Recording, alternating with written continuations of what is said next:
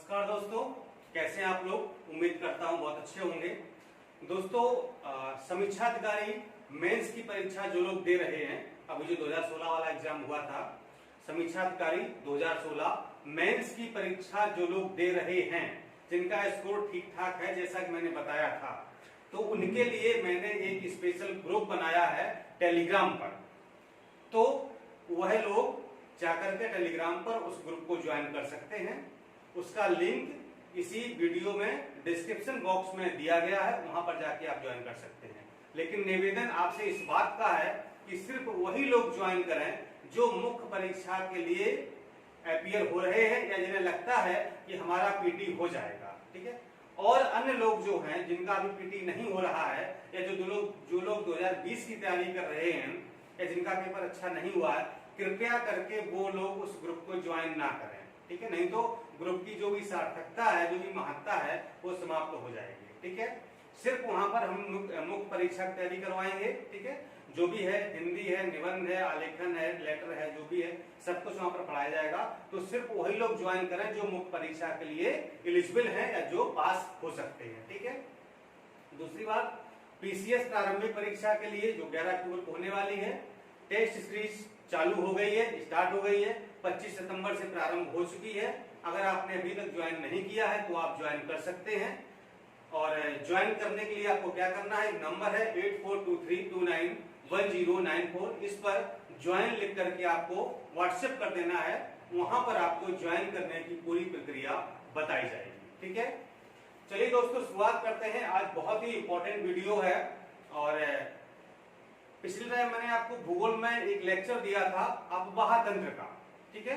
जो drainage system है भारत का, जो अपवाह तंत्र है, जो नदियों वाला चैप्टर है, उसका मैंने आपको एक लेक्चर दिया था, वो था इंट्रोडक्शन, ठीक है। कि हम लोग अब भारत का अपवाह तंत्र पढ़ने जा रहे हैं, ठीक है। लेकिन समय अभाव के कारण उस चैप्टर को आगे नहीं बढ़ाया जा सका। तो अब हम लोग ज्योग्राफी पर यानी भारत के भूगोल पर फिर से वापस आ रहे हैं और वहीं से फिर से कंटिन्यू करेंगे। तो आज ये अपवाह तंत्र का दूसरा लेक्चर है, जिसमें हम लोग पढ़ेंगे सिंधु नदी तंत्र, ठीक है। यानी जो सिंधु नदी है वो कहां से निकलती है, कहां से होकर बहती है, इसकी सहायक नदियां कौन सी हैं, बाएं से कौन सी मिलती है, दाएं से कौन सी मिलती है, इसके किनारे कौन कौन से नगर बसे हुए हैं, इस पर कौन कौन सी जल विद्युत परियोजनाएं हैं, और इससे संबंधित जो भी प्रमुख तथ्य हैं या जो इसकी सहायक नदियां हैं, वो सब बताया जाएगा, ठीक है।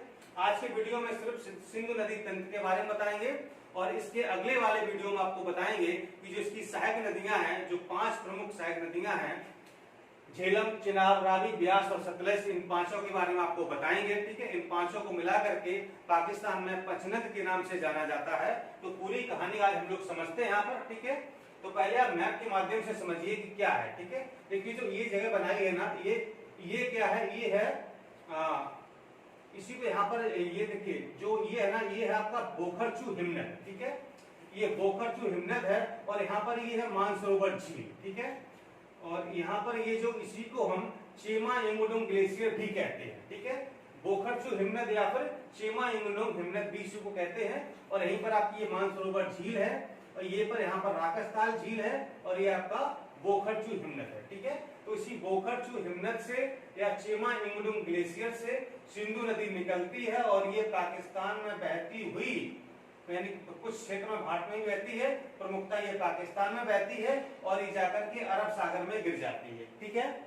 जो इसकी सहायक नदियां हैं, जैसे कि राकसताल है, राकसताल से नदी निकलती है जिसका नाम है सतलज, और ये सतलज आकर के यहाँ पर पाकिस्तान में जगह है मिठानकोट, यहाँ पर आकर के ये सिंधु नदी में मिल जाती है, ठीक है। और देखिए कहां पर और क्या मिलता है, यहां से निकलती है आपकी ब्यास नदी, जो कि ये ब्यास नदी निकल रही है, ये सतलज में मिल गई है। यहाँ से रावी नदी निकल रही है, ये भी रावी आकर के चेनाब में मिली है, चेनाब यहाँ से निकल रही है, चेनाब सतलज में मिल गई है, और ये झेलम यहाँ से निकल रही है, झेलम चेनाब मिल गई है, ठीक है। यानी कि आप देखिए ब्यास, रावी, चेनाब और झेलम, ये चारों नदियां आके मिली कहां पर, सतलज में आके मिली हैं। और सतलज जाके किसमें मिली है, ये सिंधु नदी में जाके मिल गई है मिठानकोट के निकट, ठीक है। और जहां पर ये जो ब्यास नदी है ना, जिस स्थान पर सतलज नदी में मिलती है, वह जगह है कपूरथला, जो कि पंजाब में पड़ती है, और यहीं पर है हरिके बैराज। ठीक है, तो ये जो ब्यास नदी है ये सतलज नदी में हरिके बैराज के निकट कपूरथला में सतलज से मिल जाती है। ये प्रश्न यहाँ से कई बार पूछा गया। ठीक है, चलिए अब शुरुआत करते हैं हम लोग यहाँ से। तो जो सिंधु नदी है इसकी जो कुल लंबाई है वो है 2880 किलोमीटर। ठीक है, यानी कि यहाँ से लेकर यहाँ तक इसकी जो कुल लंबाई है 2880 किलोमीटर है। और भारत में इसकी जो लंबाई है, भारत में कितने किलोमीटर बहती है, तो 1114 किलोमीटर बहती है भारत में। ये एनसीईआरटी के अकॉर्डिंग डेटा है। आपको विभिन्न किताबों में अलग अलग डेटा भी मिल सकते हैं कि भारत में इतने किलोमीटर बहती है या फिर कुछ अन्य। ठीक है, मैंने आपको एनसीईआरटी का डेटा दिया है 1114 किलोमीटर ये बहती है भारत में। ठीक है, और ब्रह्मपुत्र के बाद भारत में बहने वाली दूसरी सबसे लंबी नदी है। ठीक है, यानी कि ब्रह्मपुत्र जो नदी है वो भारत में सबसे ज्यादा बहती है, सबसे ज्यादा एरिया में और लंबाई में बहती है। ठीक है, और जो सिंधु नदी है ये ब्रह्मपुत्र के बाद दूसरी ऐसी नदी है जो भारत में सर्वाधिक एरिया में या सर्वाधिक लंबाई में बहती है। इसका जो कुल क्षेत्रफल है वो है 11,65,000 वर्ग किलोमीटर, यानी कि जो सिंधु नदी है वो 11,65,000 वर्ग किलोमीटर क्षेत्रफल में प्रवाहित होती है। ठीक है, और इसका जो भारत में क्षेत्रफल है वो है 3,21,289 वर्ग किलोमीटर। ठीक है, ये इतना क्षेत्रफल ये भारत में प्रवाहित करती है। ठीक है, अब बात करते हैं इसके उद्गम स्थल की कि ये कहां से निकलती है। ठीक है, तो यहाँ पर हम आपको दो प्रकार के उद्गम स्थल बताएंगे जो कि एक एनसीईआरटी में दिया गया है और एक बड़ी फेमस बुक है जिसका नाम है महेश्वरनवाल। ठीक है, उसमें दिया गया है, तो दोनों में थोड़ा सा डिफरेंस उनको समझ लीजिए आप। तो एनसीईआरटी में क्या बताया गया है कि तिब्बत क्षेत्र में कैलाश पर्वत श्रेणी में बोखरचू हिमनद के निकट एक हिमनद से ये निकलती है। ठीक है, यानी कि ये जो तिब्बत वाला क्षेत्र है यहाँ पर कैलाश पर्वत श्रेणी है, यहाँ पर एक बोखरचू हिमनद है, इसी के निकट से ये निकलती है, ऐसा बताया गया है एनसीईआरटी में। जबकि महेश्वरनवाल में ये बताया गया है कि तिब्बत में मानसरोवर झील के निकट चेमायुंगडुंग ग्लेशियर से निकलती है। ठीक है, मानसरोवर झील ये है और चेमायुंगडुंग ग्लेशियर ये है। ठीक है, तो मानसरोवर झील के निकट चेमायुंगडुंग ग्लेशियर से निकलती है। ठीक है, तो जैसा भी विकल्प परीक्षा में आए वैसा आप टिक लगा दीजिएगा। ठीक है, दोनों जगह एक साथ नहीं होंगी, या तो बोखरचू होगा या फिर चेमायुंगडुंग ग्लेशियर होगा। ठीक है, तो ये दो सोर्स मिलते हैं जहां से ये नदी निकलती है। और तिब्बत में इसे एक नाम से जाना जाता है सिंगी खबान या शेरमुख। ठीक है, कभी कभी परीक्षा में पूछ दिया जाता है कि तिब्बत में सिंधु नदी को किस नाम से जाना जाता है, तो सिंगी खबान या शेरमुख के नाम से जाना जाता है इसे। और ये कहाँ बहती, इसका प्रवाहित क्षेत्र क्या है, तो यह नदी यानी सिंधु नदी जम्मू कश्मीर में लद्दाख एवं जास्कर श्रेणियों के मध्य, ठीक है, यानी कि लद्दाख और जास्कर श्रेणियों के मध्य ये बहती है। प्रवाहित होकर लद्दाख श्रेणी को काटकर पाक में डेल्टा बनाती हुई अरब सागर में ये गिरती है। ठीक है, यानी कि लद्दाख श्रेणी और जास्कर श्रेणी के मध्य बहती है, फिर लद्दाख श्रेणी को ये काट देती है, पाकिस्तान में डेल्टा बनाती है और अरब सागर में जाके ये गिर जाती है, अरब सागर में ये मिल जाती है। और यह जम्मू कश्मीर में गिलगित के समीप 5100 मीटर यानी कि 5100 मीटर गहरा महाखड्ड यानी कि जॉर्ज बनाती है। ठीक है, यानी जम्मू कश्मीर में गिलगित के समीप ये 5100 मीटर एक महाखड्ड, एक गहरा खड्ड बनाती है जिसे जॉर्ज कहा जाता है या महाखड्ड कहा जाता है। ठीक है, तो ये इसका प्रवाहित क्षेत्र हो गया है। बेसिकली ये तो है जम्मू कश्मीर वाले क्षेत्र में और पाकिस्तान में ये बहती है। भारत में सिंधु नदी जम्मू कश्मीर के केवल लेह जिले में बहती है। ठीक है, यानी कि जम्मू कश्मीर का जो लेह जिला है, अब तो खैर जम्मू कश्मीर दो भागों में विभाजित हो गया है, तो लेह अब लद्दाख वाले राज्य में आ गया है, जो लद्दाख के हिसाब से प्रदेश बना है। तो यहाँ पर आपको अब लद्दाख समझ लेना है। ठीक है, यानी कि भारत में सिंधु नदी लद्दाख के केवल लेह जिले में बहती है। ठीक है, यानी जो ये सीमा आपकी 1114 किलोमीटर कहाँ पर है, ये सिर्फ ये लेह जिले में प्रवाहित होती है। और इसे पाकिस्तान की जीवन रेखा भी कहते हैं। क्यों?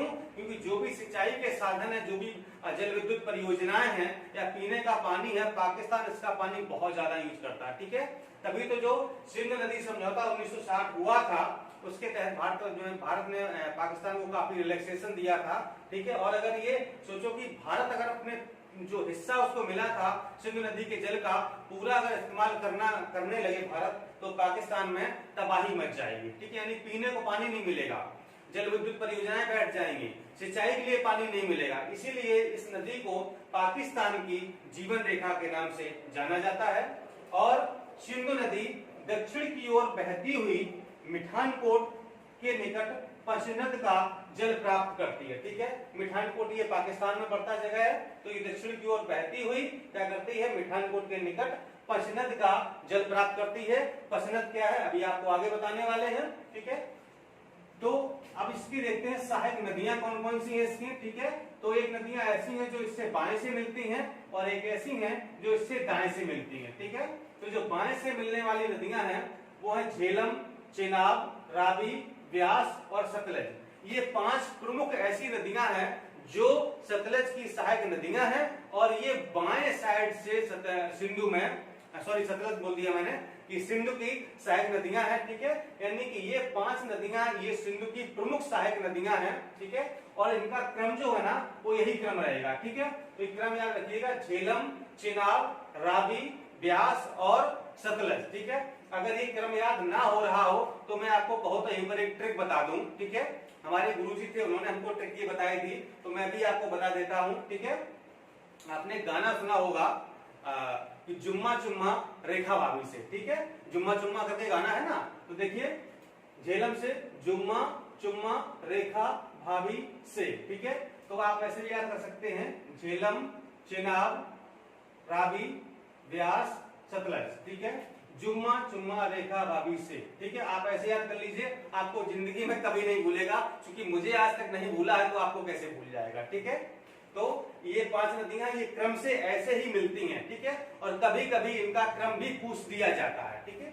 इसके अलावा हाँ, और इन्हीं 5 नदियों को पाकिस्तान में पंचनद के नाम से जाना जाता है और इन्हीं 5 नदियों का जल सिंधु नदी मिठानकोट के निकट प्राप्त करती है, ठीक है। यानी कि यहाँ पर, ठीक है, 5 नदियां आकर के यहाँ मिल गई, ठीक है। और यहाँ पर जो है ये सिंधु में आकर के मिल जाती हैं, तो यहाँ पर ये पंचनद का जल प्राप्त कर लेती है, ठीक है। और इसकी जो अन्य सहायक नदियां हैं जो बाएं से मिलती हैं वो जास्कर, श्यांग और शिगार, ठीक है।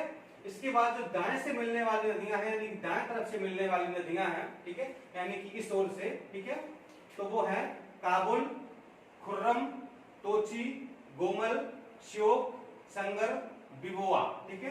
श्योक काफी इंपॉर्टेंट है, इस पर कुछ परियोजनाएं भी बनी रहती हैं, पुल भी एक बनाया गया था, ठीक है। तो ये है दाएं साइड से मिलने वाली सिंधु की सहायक नदियां, ठीक है। चलिए अब देखते हैं कि इस पर कौन कौन सी जल विद्युत परियोजनाएं हैं। तो 2 प्रमुख जल विद्युत परियोजनाएं इस पर बनी हुई हैं, एक है नीमू बागचू जल विद्युत परियोजना और दूसरी है चूतन जल विद्युत परियोजना, ठीक है। और इस नदी के तट पर कौन कौन से नगर बसे हुए हैं, वो है सखूर, डेरा गाजी खान, डेरा इस्माइल खान। ये सभी पाकिस्तान में हैं जो सिंध नदी के तट पर बसे हुए हैं, ठीक है। तो ये थी आज की हमारी सिंध नदी का तंत्र जो आपने पढ़ा। उम्मीद करता हूं कि आपको पूरा समझ में आ गया होगा।